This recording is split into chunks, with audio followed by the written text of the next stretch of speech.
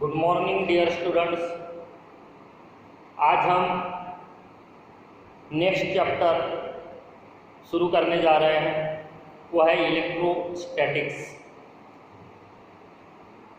12th के syllabus में electrostatics chapter को समझने के लिए 11th स्टैंडर्ड का जो इलेक्ट्रोस्टैटिक्स चैप्टर है वो इंट्रोडक्टरी करके एक बार शार्ट में और हमें डिस्कस करना है और बाद में फिर आगे 12th के इलेक्ट्रोस्टैटिक्स चैप्टर को समझना है। तो मैं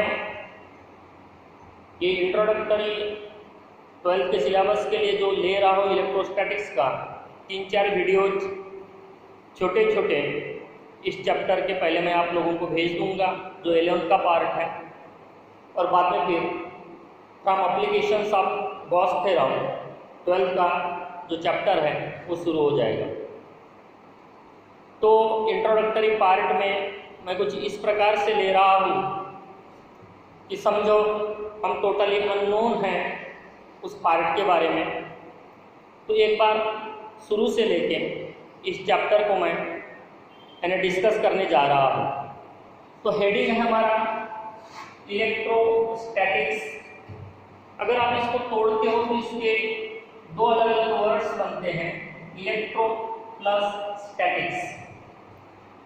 इलेक्ट्रो को मैं यहाँ कहूँगा इलेक्ट्रिक चार्ज, और जो स्टैटिक्स है उसे अपन कह सकते हैं स्टेशनरी और एट रेस्ट। इसका मतलब ये हो गया कि इलेक्ट्रोस्टैटिक्स ये फिजिक्स का ऐसा ब्रांच है जहाँ हम इलेक्ट्रिक चार्जेस की स्टडी एट रेस्ट करते हैं, और इसलिए अपन ये कहेंगे कि study of electric charges at rest is called as electrostatics. जब बात चार्ज की आती है तो ये चार्ज क्या है? एक्चुअली अपन कह सकते हैं charge is the fundamental property of matter।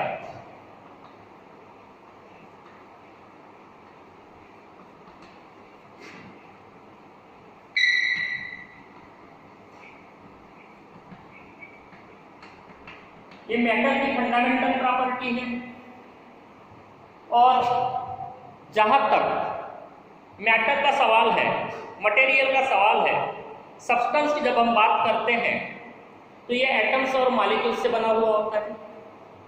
Atoms में अगर चलते हो तो एटम्स का इंडिविजुअल तो है वो, लेकिन उसको अपना खुद का इंटरनल स्ट्रक्चर है, उसका न्यूक्लियस होता है।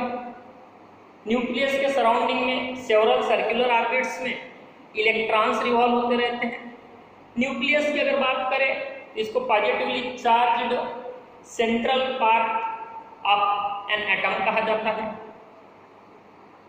अब जो न्यूक्लियस है उसके जो कंस्टिट्यूएंट्स होते हैं, उसके जो डिफरेंट अपन ये कहेंगे कंपोनेंट्स होते हैं, वो होते हैं मेनली प्रोटॉन और न्यूट्रॉन।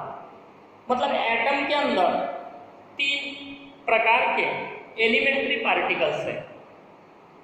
इलेक्ट्रॉन्स जिन्हें निगेटिवली चार्ज्ड कहा जाता है, प्रोटॉन्स जिन्हें पॉजिटिवली चार्ज्ड कहा जाता है, और जो न्यूट्रॉन्स होते हैं वो इलेक्ट्रिकली न्यूट्रल होते हैं, मतलब उनके ऊपर किसी भी प्रकार का चार्ज नहीं होता।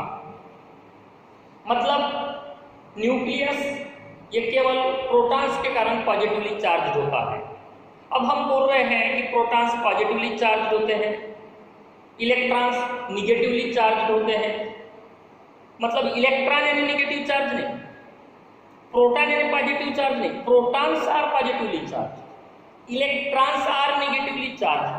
मतलब यहाँ 2 प्रकार के चार्जेस हैं, एक को कहा जाता है पॉजिटिव चार्ज, एक को कहा जाता है negative charge. That means we can say there are 2 type of charges. तो यहाँ थोड़ा सा मीनिंग समझने की कोशिश करते हैं अपन पॉजिटिव और निगेटिव चार्ज की। उससे पहले जिन एलिमेंट्री पार्टिकल्स की बात अपन ने कहे हैं उसमें से 2 को मैं कंसिडर कर रहा हूँ, एक इलेक्ट्रॉन और दूसरा प्रोटॉन। जहाँ तक दोनों के चार्ज का सवाल है, मैग्नीट्यूड में दोनों का चार्ज सेम होता है। इलेक्ट्रॉन ये निगेटिव चार्ज होता है और प्रोटॉन ये पॉजिटिव चार्ज होता है, बस ये डिफरेंस है। यानी पोलैरिटी में अपोजिट है, मैग्नीट्यूड में दोनों का चार्ज कैसा है, सेम है। लेकिन अगर मास की बात करें, दोनों के मास की बात करें, तो रफली बता रहा हूं मैं, एक्चुअली 1844 टाइम्स हेवियर होता है प्रोटॉन, लेकिन अगर मैं मास ऑफ प्रोटॉन की बात करूं, it is near about, round figure में बता रहा हूं मैं, 2000 times heavier than the electron. Just for example बता रहा हूं मैं, इलेक्ट्रॉन एकदम लाइट होता है, लेकिन समझो अगर इलेक्ट्रॉन 1 ग्राम है, समझो, तो उस समय प्रोटॉन हो जाएगा 2000 ग्राम, मतलब 2 किलो का। तो just compare their mass, proton कितना हेवी होता है, 2 किलो कहा और 1 ग्राम कहा, इस प्रकार का मास का रिलेशन इन दोनों का है। अब ये क्यों मैंने यहाँ बताया, तो जो डिस्कशन अपन करने जाने वाले हैं about the types of charges, उसमें इसकी जरूरत पड़ने वाली है। तो मैं यहाँ थोड़ा जो इलेक्ट्रिफिकेशन प्रोसेस अर्ली चैप्टर्स में या अर्ली स्टैंडर्ड्स में आप पढ़ चुके हो, उसमें से एक तो आप फैमिलियर हो, दूसरी 2 कदाचित आपको पता नहीं होगी, लेकिन यहाँ मैं थोड़ा तीनों के बारे में थोड़ा बताने जा रहा हूँ। आप लोगों को पता है, whenever fur and amber are rubbed together, या सिंपल एग्जांपल ले लेता हूँ मैं, अगर जो कोम होती है, कंघी जो होती है, उसको अगर ड्राई हेयर में रब करते हैं, ड्राई हेयर और कोम शुरू में दोनों इलेक्ट्रिकली न्यूट्रल है, लेकिन जब कोम को आप ड्राई हेयर में यानी रब करते हो और पीस आप पेपर के पास लेके जाते हो, तो दे आर अट्रैक्टेड, कोम की तरफ अट्रैक्ट होते हैं। शुरू में अगर विदाउट रबिंग कोम को आप पीसेस के पास लेके जाते हो पेपर के, तो अट्रैक्ट नहीं कर पाता, मतलब उसके ऊपर का नेट चार्ज जो था वो कितना था, 0 था। लेकिन जब रब करते हैं तो अट्रैक्ट कर पाता है, मतलब कुछ ना कुछ चार्ज उस कोम के ऊपर क्या हो गया, डेवलप हो गया है। तो ये क्यों हुआ, इसके पीछे कारण क्या है, तो शुरू में जो हेयर्स है और जो कोम है दोनों इलेक्ट्रिकली न्यूट्रल थे, लेकिन जब दोनों को रब किया गया एक दूसरे के ऊपर, तो वहां इलेक्ट्रॉन ट्रांसफर हो गए। अब ये इलेक्ट्रॉन कहां से कहां ट्रांसफर होते हैं, तो ये भी डिपेंड करता है कि इलेक्ट्रॉन की एफिनिटी, मतलब अट्रैक्ट करने की एबिलिटी किसके अंदर ज्यादा होती है, वो अट्रैक्ट करता है और दूसरा मटेरियल उसको अपने इलेक्ट्रॉन्स दे देता है। अब मैं यहाँ बोल रहा हूँ कि इलेक्ट्रॉन ट्रांसफर हो रहे हैं, ऐसा क्यों, प्रोटॉन्स क्यों नहीं हुए? तो मैंने अभी अभी कहा कि इलेक्ट्रॉन्स लाइट पार्टिकल्स होते हैं एज कंपेयर टू प्रोटॉन्स, और इसलिए उनकी जो मोबिलिटी होती है वो एकदम ज़्यादा होती है, आसानी से वो एक बॉडी से दूसरे बॉडी पे ट्रांसफर हो सकते हैं। मतलब यहाँ एक बॉडी से दूसरे बॉडी पे, मतलब हेयर से कोम पे, समझ कर चलो कि इलेक्ट्रॉन्स ट्रांसफर हो गए हैं, क्योंकि 2 में से एक पॉजिटिव होने वाला है, 2 में से एक निगेटिव होने वाला है। तो अब ये इलेक्ट्रॉन ट्रांसफर हो गए, मतलब दोनों बॉडी जब चार्ज हो गई, एक पॉजिटिव चार्ज एक्वायर कर चुकी है और एक निगेटिव, तो फिर यहाँ पॉजिटिव चार्ज यानी क्या और निगेटिव चार्ज यानी क्या, तो 2 में से पेयर में के 2 में से एक ने इलेक्ट्रॉन्स को ले लिया, तो दैट बिकम्स एक्सेस इलेक्ट्रॉन्स, क्योंकि पहले वो न्यूट्रल था और दूसरा भी न्यूट्रल था, लेकिन एक ने इलेक्ट्रॉन ले लिया दूसरे से, तो एक इलेक्ट्रॉन में एक्सेस हो गया और दूसरा इलेक्ट्रॉन में कमी आ गई, तो उसको कहेंगे अपन डिफिशियंसी ऑफ इलेक्ट्रॉन।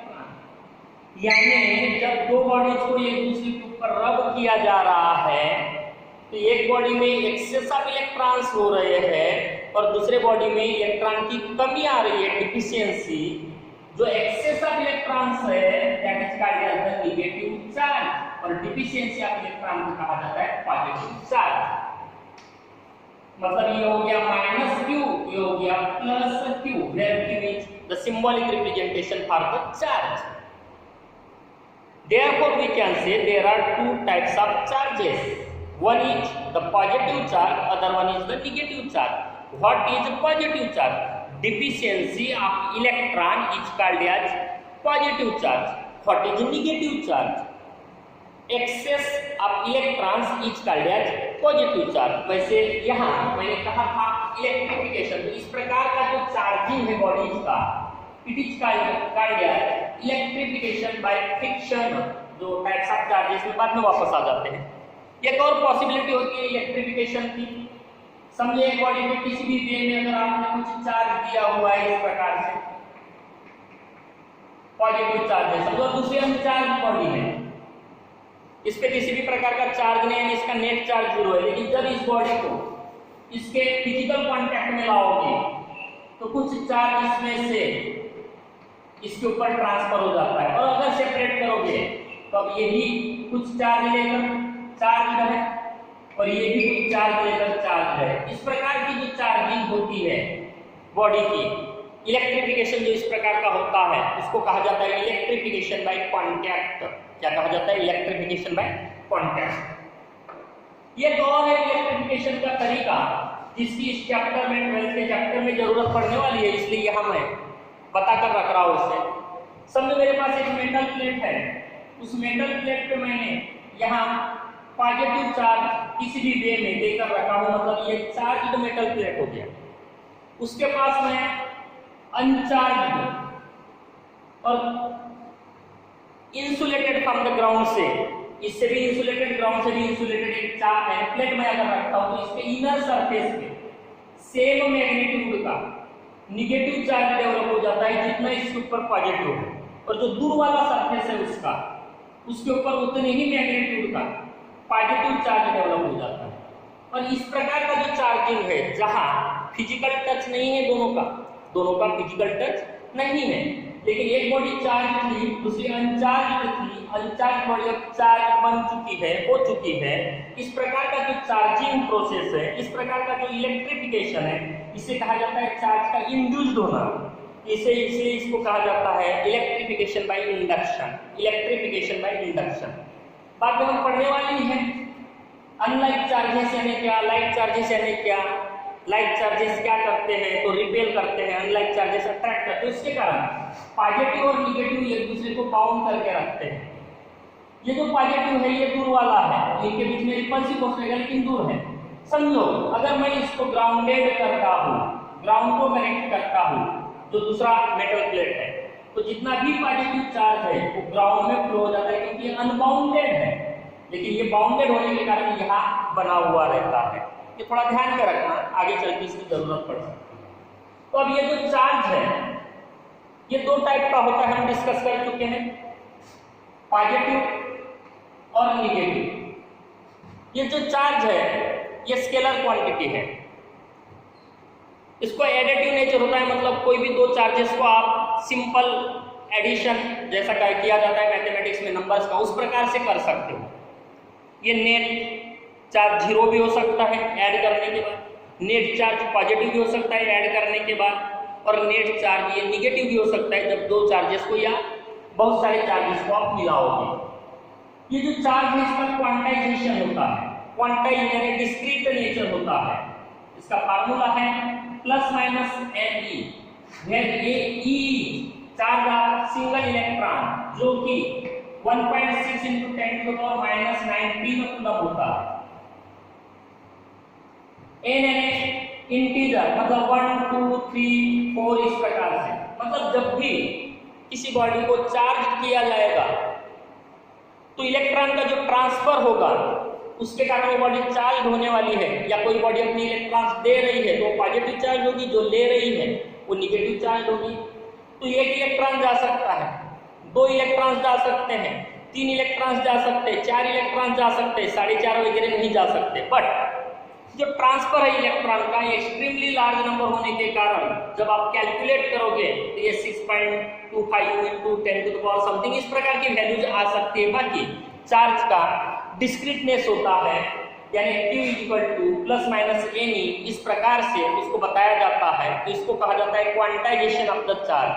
चार्ज का कंजर्वेशन भी होता है, जैसे अभी अपन ने एक सिस्टम की बात की है, हेयर और फॉर्म। इस सिस्टम में हेयर से समझ के चलो कि 10 इलेक्ट्रॉन्स यहाँ आ गए तो यहाँ 10 की डिफिशिएंसी आ गई, लेकिन सिस्टम का नेट चार्ज हमेशा एक ऐसा रहेगा, अगर शुरू में 0 है तो 0 रहेगा, या जितना था उतना रहेगा। It is called as the conservation of the charge, यानी चार्ज का कंजर्वेशन भी होता है, चार्ज का कंजर्वेशन भी होता है। तो तुम्हें अब ध्यान में रखना है, there are two types of charges, एक पॉजिटिव चार्ज जो कि डिफिशियंसी ऑफ इलेक्ट्रॉन होता है, और निगेटिव चार्ज जो कि एक्सेस ऑफ इलेक्ट्रॉन्स होता है। Electrons are negatively charge, electron यानी निगेटिव चार्ज नहीं।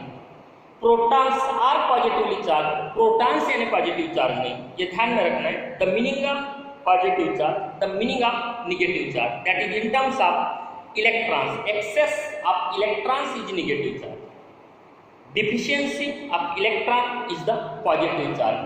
तो ये दो चार्जेस है, अगर हम पॉजिटिव लेते हैं या हम निगेटिव लेते हैं तो क्या कहा जाता है, लाइक चार्जेस, उन्हें क्या कहा जाता है, लाइक चार्जेस। अगर एक चार्ज पॉजिटिव है और दूसरा चार्ज निगेटिव है तो they are called as the unlike charges, they are called as unlike charges. जो दो लाइक चार्जेस है, मतलब पॉजिटिव हो या निगेटिव हो, they repel each other.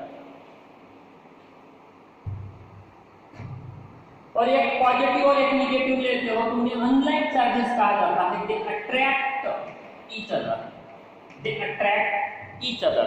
That means जब भी हम दो चार्जेस की बात करेंगे, अगर वो लाइक चार्जेस है तो एक दूसरे को अट्रैक्ट करते हैं, अगर वो अनलाइक लाइक चार्जेस है तो पॉजिटिव या निगेटिव तो दे रिपेल ईच अदर। और अगर वो पॉजिटिव है, अनलाइक है तो दे अट्रैक्ट ईच अदर। और ये जो फोर्स ऑफ अट्रैक्शन या फोर्स ऑफ रिपल्सन जो होता है दो चार्जेस के बीच का, उसको मैथमेटिकल फॉर्म देने का काम जिसने भी किया उसका नाम है कूलम्ब। और इसलिए ये जो फोर्स ऑफ अट्रैक्शन या रिपल्सन होता है, जिसको इलेक्ट्रोस्टैटिक्स फोर्स ऑफ अट्रैक्शन या रिपल्सन कहा जाता है, उसको Coulomb's law of electrostatics force of attraction या रिपल्सन कहा जाता है। तो नेक्स्ट वीडियो में हम इस लॉ के बारे में डिस्कस करेंगे। तब तक के लिए bye, see you in the next video.